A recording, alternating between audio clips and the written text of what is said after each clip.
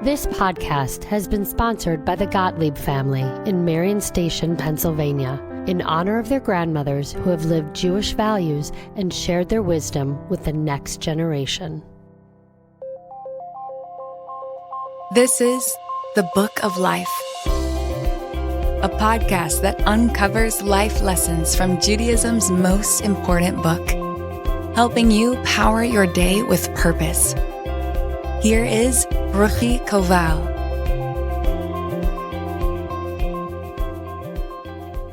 About 18 years ago, I was pregnant with our fifth child, and I was about 10 days overdue, as is my typical custom.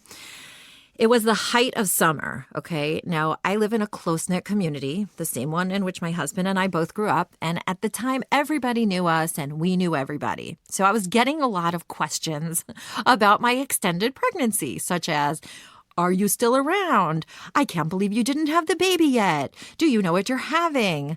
The answers were, yes, obviously, I'm still around. I can't believe it either. And no, I don't know what I'm having. But this incident took the cake. I was in the local kosher grocery store and I bumped into a friend of mine. And I mean that literally because my stomach extended about 2 feet in front of me. So she looked at me in shock and she said, "What, are you still around? I heard you had your baby." So I looked at her confused, quite sure that I did not, in fact, have my baby, but curious. I was like, "Where did you hear that from?" So she says, "My kid who's in summer camp told me that she heard it from her friends." Well, we were both just laughing at this hilarious, like, small town gossip situation that clearly got the story wrong. But then I said to her, "So I just have to know, did I have a girl or a boy?" My story is absurd and adorable, and I do love living in a small town. But sometimes gossip is neither light nor funny, because gossip can be vicious and gossip can be harmful. And it can destroy relationships and businesses. And with the advent of texting, electronic messaging, social media, gossip can be instantly destructive to an audience of millions. Judaism has an expression for gossip. It's called lashon hara, which literally translates to evil speech. And it refers to negative statements that are spoken about other people behind their backs, even if it's true. So many people are damaged by the scourge of gossip. The subject of the conversation, right, the person you're talking about, is damaged because his reputation can be tarnished, sometimes permanently. The listener is damaged too, right, because of the negative slant he gets on the subject.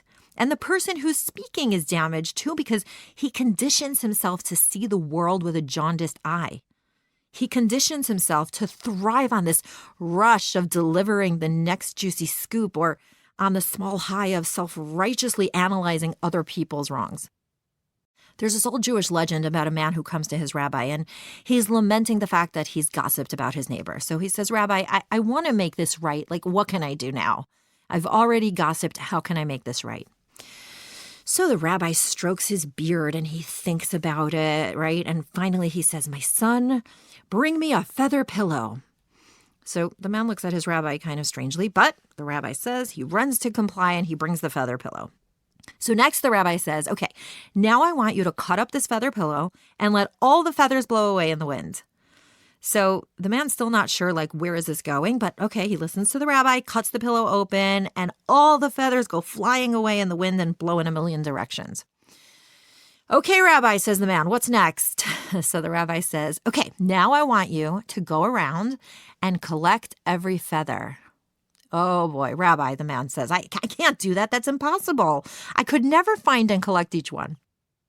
So the rabbi says, "My son, that's where your gossip has gone." In the Torah, we learn of the tragic story of the spies. The Jews are in the desert, right? They're all ready to walk into the promised land, the land of Israel, the land flowing with milk and honey that's been promised to them for hundreds of years. But they're scared and they're afraid. And so they ask God if they can send in spies ahead of them to determine that the land really is flowing with milk and honey and that it is indeed a promised land. God agrees, reluctantly, and the spies are sent off. But unfortunately, they return with a negative report about the land of Israel. Essentially, They speak lashon hara, evil speech, vicious gossip about not even a person, but the land of Israel. And they claim that it's a land that devours its inhabitants and that it's not hospitable. And they conclude that they cannot succeed in this mission. On that day, the entire nation of Israel, believing the report, they're depressed and discouraged, and they sit and cry all night long. That night became known as Tisha B'Av, the 9th day of the Jewish month Av, which is the saddest day on the Jewish calendar. And on that day, many other tragedies have also happened to the Jewish people. But not everybody cried that night. The women of Israel did not believe the negative report, and they didn't cry. And in a pattern that comes up again and again throughout the Torah, the women had faith that things would be okay, along with this strong love for the land of Israel that ended up carrying the day. But we know that women, as well as men, are vulnerable to the pull of gossip. Look, we're all curious, right? And we all like having the news. It takes a lot of practice to resist that urge, to share or hear information that could be damaging. How can we determine whether something should or should not be shared? And sometimes we do have to share negative information, right? What if someone's dating my cousin and wants to know what I think of him? Is it okay to share the dirt? What if I want to hire someone and I'm calling the references on his resume, right? Isn't it important for his former employer to share with me that he's late all the time? And what if I go to a restaurant and the service is slow? Can I post about it on Facebook? When is gossip destructive and when is gossip constructive? Is there a litmus test to sift out positive speech from negative speech? So Judaism teaches a 7-step filter to sift out the good from the bad. Ask yourself these questions before engaging in negative speech. Number 1, are you absolutely sure the information is true? Because, sometimes it's conjecture, impressions, other people's gossip that's kind of forming our half-baked opinions. So did you experience bad service at the restaurant or did you hear about it from someone else? You need to make sure firsthand that the information is true. Number 2, is what the person did truly wrong? I mean, maybe you don't like it or it didn't look good, but was it actually wrong? Because there's a difference between slow service at a restaurant and a rude waiter. So distinguish between opinion and fact. Number 3, did you speak to the subject first? Right? For instance, if the service was slow in the new restaurant, maybe approach the owner or the manager first to share your concerns before warning others. You want to go to the source wherever possible. Number 4, are you exaggerating? It's ridiculously easy to overplay a situation without even noticing it. So make sure you keep it low-key and completely truthful. Number 5, is your intention to help? Whom are you trying to help? Because if you have an axe to grind with the subject, you should definitely not engage in the conversation. It's really hard to be constructive in your speech when you have a bad history with someone, right? And then let's say you have a bad history with the restaurant owner and then your best friend asks you, how was the new restaurant? So your intention here should only be to help your friend. Because if you're annoyed about the experience or if you're annoyed at the person you're speaking about, just bow out because you cannot be constructive and annoyed at the same time. Abstain when there's a bias, for sure.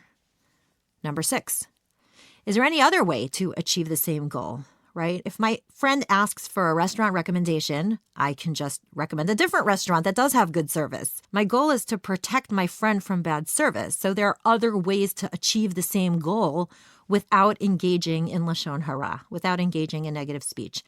Try to find another plan whenever you can. Number 7, is the damage that will happen as a result of my words just too much? Like if I post on Facebook that I had a bad experience at the new restaurant, I mean, the new restaurant might shut down and people might lose their jobs. So is that really like commensurate with what they did wrong? Be sure that the punishment, so to speak, will fit the crime and that it's proportional. So after all this, right, We might still be determined to go ahead and speak. And I mean, if it's constructive and it will help the universe and you've been through the filter, go do it. But maybe let's keep something else in mind when we engage in the kinds of small town gossip that I started with. My grandfather of blessed memory used to have a sign in his house, and it said, "In this house, we discuss ideas, not people." Because, even if the gossip is totally innocent or even funny and cute, right, it never feels good to be the subject of someone else's dinner conversation. So when you're having a conversation with people, right, with your family or friends, just stop and ask yourself, what am I saying? Why am I saying it? Who am I saying it about? And would I want other people to speak about me this way? Oh, by the way, my overdue pregnancy, it was a girl. I know you were curious. Aren't we all? This is the Book of Life. Don't forget to rate, review, and subscribe to Momentum Podcast on Apple, Spotify, or wherever you get your podcast. Join Ruchi again next time for more meaning and inspiration from Judaism's most important book to power your day with purpose.